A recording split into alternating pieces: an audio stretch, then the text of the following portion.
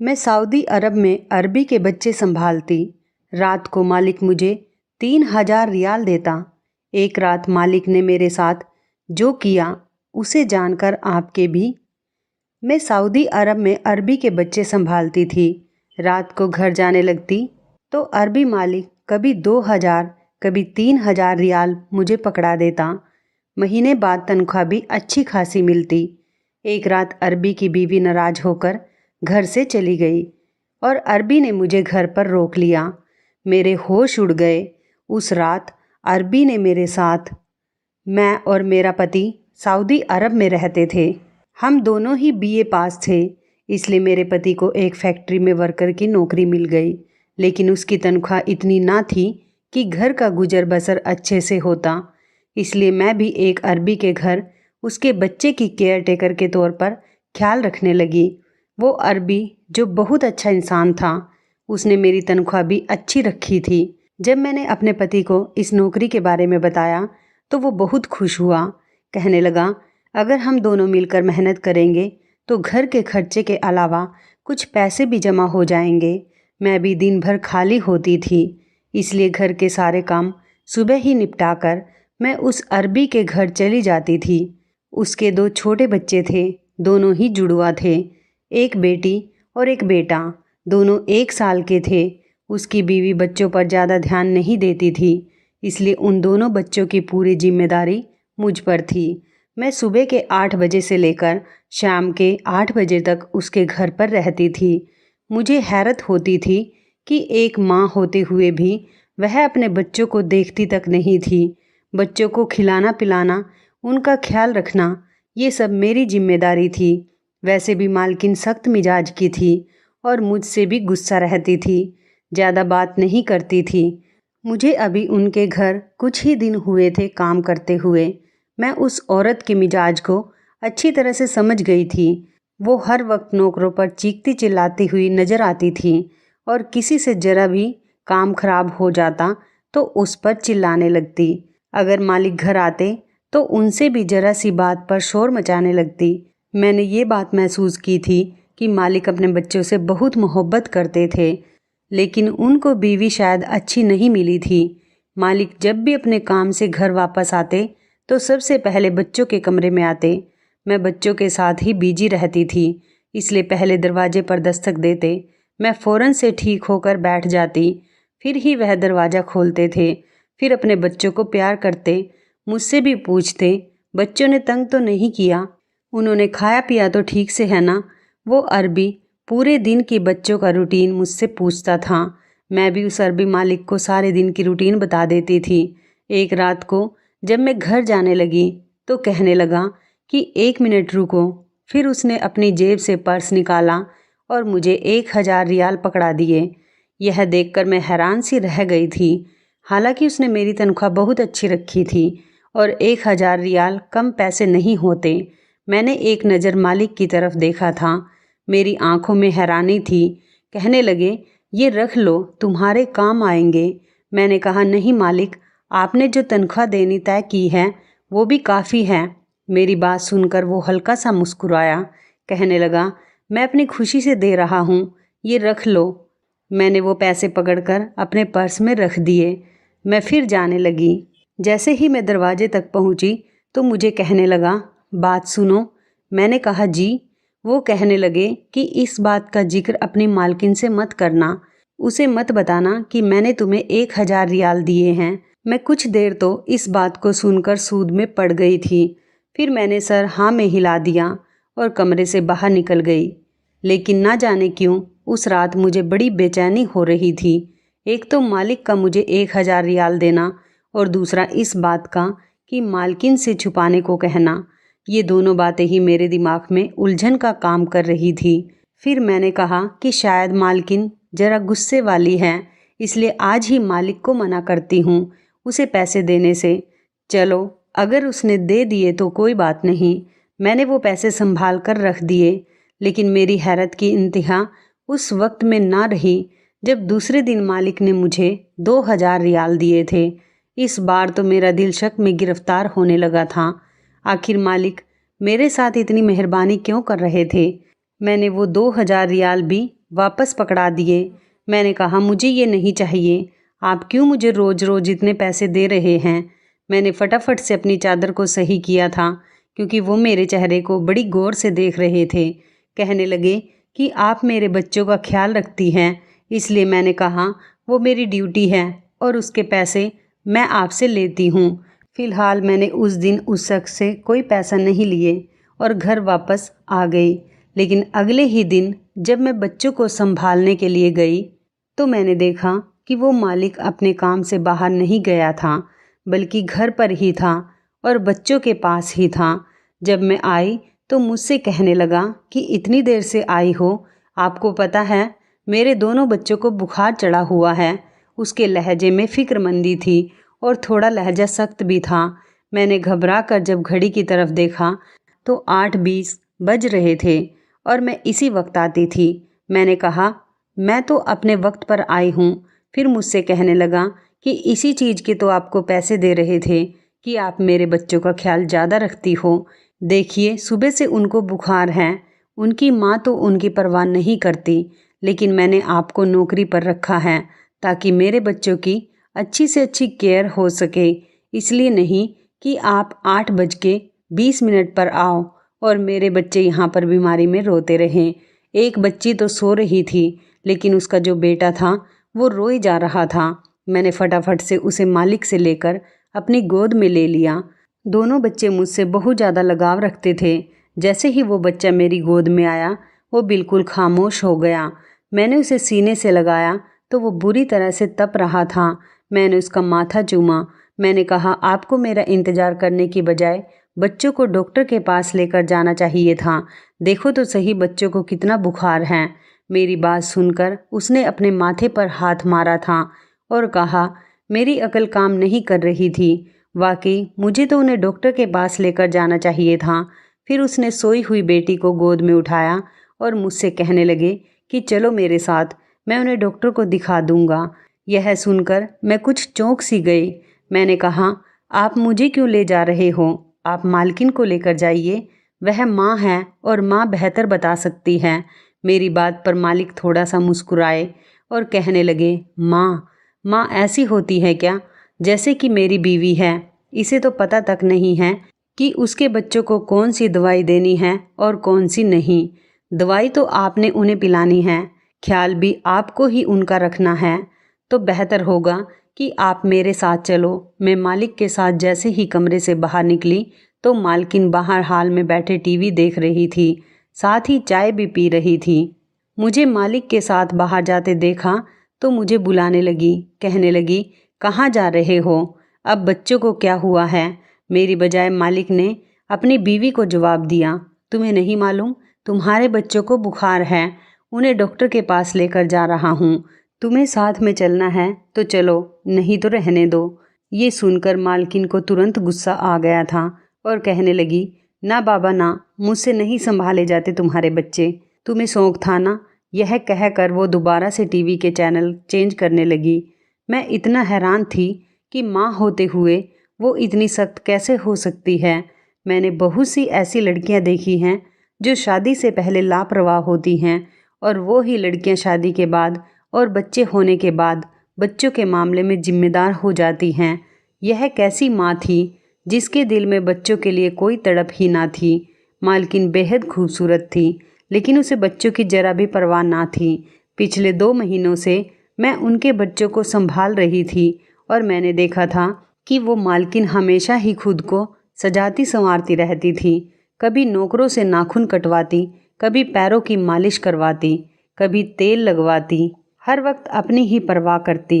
दोनों बच्चों को बहुत तेज बुखार था। पूरा दिन मैं बच्चों के साथ ही घिरकर रह चुकी थी। एक को दवा देती तो दूसरा रोने लगता, दूसरे को सुला देती तो पहले वाला जाग जाता और कोई ना कोई कमरे में बड़ी चीज़ खराब कर देता। बुखार से दोनों बच्चे चिड़चिड़ा और जिद्दी हो गए थे, वरना तो मेरी बात मान लेते थे, लेकिन आज तो जैसे तंग ही किए जा रहे थे। मैं रात तक बिल्कुल थक चुकी थी। जैसे ही मालिक आए तो मैंने जाने की इजाज़त मांगी तो मालिक मुझे कहने लगे कि ये बात सही तो नहीं लग रही, लेकिन मैं भी मजबूर हूँ। अगर आप आज की रात मेरे बच्चों के साथ रह लेती तो ये आपका मुझ पर बहुत बड़ा एहसान होगा। मैंने कहा कि मैं कैसे रुक सकती हूँ, मेरा पति 9 बजे घर वापस आ जाता है और मुझे खाना देना होता है। ये सुनकर मालिक अजीब से अंदाज में पूछने लगे, क्या आप शादीशुदा हैं? मैंने कहा हाँ। मेरा जवाब सुनकर मालिक का चेहरा बुझ गया था। फिर एकदम से उन्होंने अपने चेहरे का रूप बदल लिया। कहने लगे, क्या आप अपने पति से कह देंगी कि एक रात के लिए आपको यहीं रहने दें, क्योंकि मुझे बच्चों को संभालने का इतना आइडिया नहीं है। रात भर मैं कैसे बच्चों को संभाल सकता हूँ? फिर आप उनकी मेडिसिन के बारे में अच्छी तरह से जानती हैं। मैंने कहा ठीक है, मैं अपने पति से ही पूछ लेती हूँ। मैंने मोबाइल निकाला और अपने पति से इस बारे में पूछा तो वो कहने लगे कि ठीक है, तुम आज की रात रुक जाओ, मैं खाने पीने का खुद इंतजाम कर लूँगा। रात भर मैं बच्चों को संभालती रही और अगले दिन बच्चे शाम तक भले चंगे हो गए थे। फिर जब मैं घर जाने लगी तो मालिक ने मुझे 5,000 रियाल पकड़ाना चाहा। मैंने कहा कि आप क्यों दे रहे हैं? वो कहने लगे, आपने मेरे बच्चों को बड़ी मुश्किल वक्त में संभाला है और इस पर आपका हक बनता है, इसलिए इससे इनकार मत कीजिए प्लीज़। मैंने कहा कि आप मेरी ममता को पैसे से क्यों तोल रहे हैं? मैं मानती हूँ ये मेरी सगी औलाद नहीं है, लेकिन मैं हमेशा उन्हें अपने बच्चों की तरह ही समझती हूँ, इसलिए आप अपने पैसे अपने पास रखें, मुझे उनकी ज़रूरत नहीं है। यह कहकर मैंने अपना पर्स पकड़ा और वहाँ से चली गई। मेरी शादी को भी 4 साल गुजर गए थे, लेकिन मेरी कोई औलाद नहीं हुई थी। शादी के फ़ौरन बाद मैं उम्मीद से हुई थी, लेकिन मेरे पति मेरे आगे हाथ जोड़ने लगा। कहने लगा, तुम्हें पता है कि मेरी तनख्वाह इतनी नहीं है और इतनी तनख्वाह में एक बच्चा अफोर्ड नहीं कर सकता। ऊपर वाले के लिए अभी तुम अबॉर्शन करवा लो, जैसे ही हालात ठीक होंगे फिर हम ऊपर वाले से बच्चा ले लेंगे। बच्चों का क्या है, बच्चे तो हो ही जाते हैं। उस वक्त मैं बहुत रोई थी। मैंने कहा था बच्चा अपना नसीब लेकर आता है, तुम क्यों ऐसा सोचते हो? लेकिन वो मेरे आगे मिन्नत करता रहा। मुझे समझाने लगा, कहने लगा, मैं बहुत तंग हूँ, परेशान हूँ और भी तंग हो जाऊँगा, तुम मुझे समझो। उस वक्त मेरे पति सऊदी अरब के लिए वीज़ा लगवाने की कोशिश में लगे हुए थे, इसलिए मैंने उनकी बात मान ली थी। उसके बाद हम सऊदी अरब आ गए थे।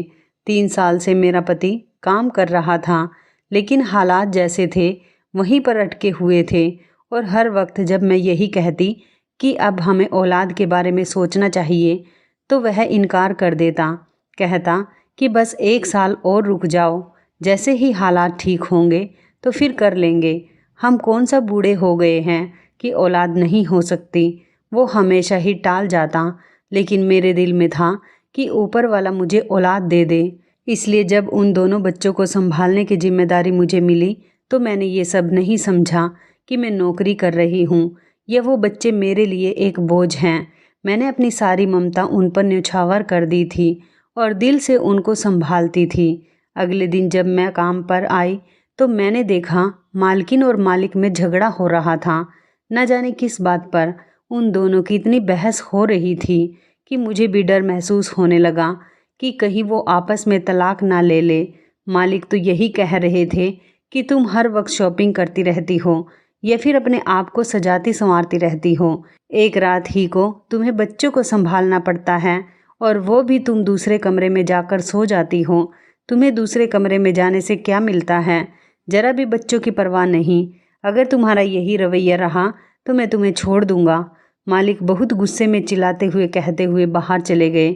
मैं उस वक्त कमरे में सारा शोर सुन रही थी और बच्चे भी उस वक्त सहम कर बैठे थे, क्योंकि चिल्लाने की आवाज़ कमरे तक आ रही थी। सिर्फ मेरा दिल धक से रह गया जब अचानक से मेरे कमरे का दरवाज़ा खुला। बड़े ही गुस्से वाले अंदाज में मालकिन कमरे में आई थी। कहने लगी, चलो छुट्टी है तुम्हारी, यहाँ से निकलो।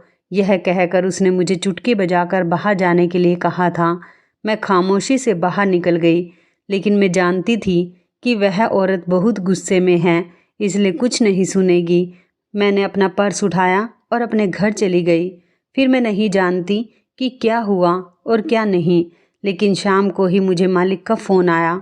वो मुझे कहने लगे कि फ़ौरन ही घर आ जाओ, मुझे आपसे बहुत ज़रूरी काम है। मैंने कहा, मालिक इस वक्त तो रात के 8 बज रहे हैं। वो कहने लगे, मुझे आपसे बेहद ज़रूरी काम है, आपका आना बहुत ज़रूरी है, आप फ़ौरन से मेरे पास आएँ। मैंने अपने पति को बताया तो वो कहने लगे, हो सकता है बच्चों को फिर से बुखार ना हो गया हो, चलो मैं तुम्हें छोड़ कर आता हूँ। मेरे पति के पास मोटरसाइकिल थी, वो मुझे मालिक के घर बाहर ही छोड़कर चले गए। जैसे ही मैंने डोरबेल बजाया तो दरवाज़ा चौकीदार के बजाय मालिक ने खोला था। मैंने हैरानी से देखा तो चौकीदार भी घर में ना था। मैंने मालिक से पूछा तो वो कहने लगे कि चौकीदार अपने घर गया है, थोड़ी देर में आ जाएगा, आप अंदर आओ, आपसे बहुत ज़रूरी बात करनी है। यह सुनकर मैं मालिक के साथ अंदर चली गई, पर मैं नहीं जानती थी कि अंदर जाते ही मुझ पर कयामत टूट पड़ेगी। जैसे ही मैं अंदर गई, हाल बिल्कुल खाली था। यह देखकर मैं थोड़ी परेशान हुई थी, इसलिए सोफ़े के किनारे पर जाकर बैठ गई। फिर मालिक सामने वाले सोफ़े पर बैठे अपना सर पकड़कर कुछ सोचने लगे। फिर कहने लगे कि मेरी बीवी दोपहर से अपने मायके जा चुकी है। जब मैं घर आया तो मेरे बच्चे मौजूद नहीं थे। जब मैंने अपनी बीवी से फ़ोन पर पूछा तो कहने लगी, मैं बच्चों को साथ लेकर नहीं गई। फिर कहने लगी, चौकीदार को भी उसने वापस घर भेज दिया था। जब मैं घर आया तो घर पर कोई भी नौकर मौजूद नहीं था, यहाँ तक कि कोई चौकीदार भी नहीं। मुझे नहीं मालूम कि बच्चों को खुद ले गई या फिर उसने मेरे बच्चों को अगवा किया है। यह कहकर वो फूट फूट कर रोने लगे। कहने लगे, पता नहीं वो मेरे बच्चों के साथ क्या करेगी। फिर कहने लगे कि अगर आप बच्चों को ढूंढने में मेरी मदद कर दें। मैं सोच रही थी कि मैं कैसे कर सकती हूँ, लेकिन यह सुनकर मुझे तो बहुत दुख हुआ था। एक माँ होकर वो क्या खेल खेल रही थी अपनी ही सगी औलाद के साथ। अभी मैं इस बारे में सोच ही रही थी कि जब पुलिस की गाड़ी के हॉर्न की आवाज़ सुनाई दी थी। कुछ ही देर में दरवाजे और दीवारों को लांघकर पुलिस अंदर आ चुकी थी। मुझे और मालिक को देखकर पुलिस ने मुझे गिरफ्तार कर लिया और मुझ पर उल्टे सीधे इल्ज़ाम लगाने लगे। कहने लगे कि आपकी बीवी ने सही कंप्लेन की थी, आपका इस औरत के साथ चक्कर है, तभी आपने उसे अकेले में यहाँ बुलाया है। और ये भी कहने लगे कि दोनों बच्चों को भी इस नौकरानी ने ही अगवा किया है। यह सुनकर मैं परेशान होकर रह गई। वो मेरे अरबी मालिक पर भी इल्ज़ाम लगा रहे थे, हालांकि ऐसी कोई बात नहीं थी। मालिक ने कहा कि ऐसा कुछ नहीं है, लेकिन वो फिर भी मुझे पकड़कर पुलिस स्टेशन ले गए। मैं रोने लगी। मैंने अपने पति को फ़ोन किया, वो भी पुलिस स्टेशन में पहुंच गया, लेकिन पुलिस कुछ भी सुनने को तैयार ना थी।